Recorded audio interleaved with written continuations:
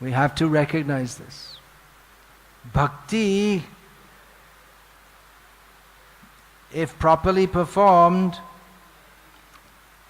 is not light. Bhakti is joyful, but it's not light. It is very grave. We have to approach Guru. Guru means heavy, not light. We see many gurus who, they seem to think that the main thing about a guru is that he smiles and laughs. Ha! So Guru may smile and laugh, but he's not laghu, he's not light. It's very serious business. We all have a very serious task. In the news we see so many serious subjects are discussed, and often frivolous also, but the main news is just like there was the election recently in India, serious matter. Now the main news is in Iraq, there's serious fighting going on. It's serious news which will seriously affect the immediate and medium-term future of the world. Not that Iraq's such an important country, but it's become important because of oil. So these are serious subjects, but we all have much more serious things to consider. More important than Indian governmental affairs, more important than Iraqi military affairs, is our own individual task of becoming free from material desires.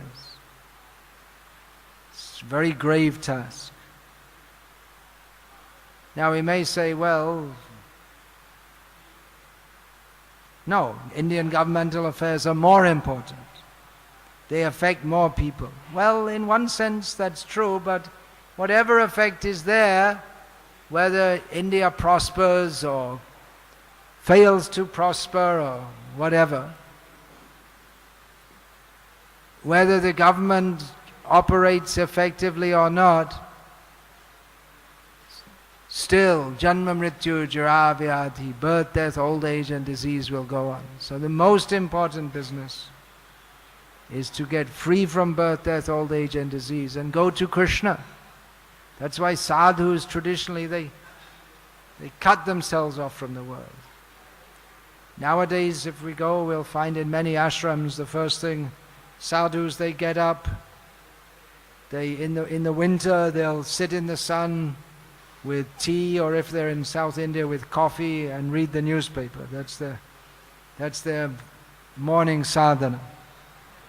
But real sadhus, they'll cut themselves off from the world. No, they don't discuss who's prime minister, any such thing.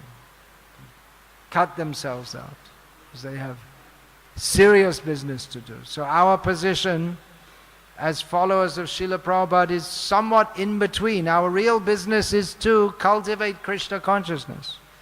But as we are to preach Krishna consciousness also, we also have some connection with this world. So we have to be aware of what's going on in it.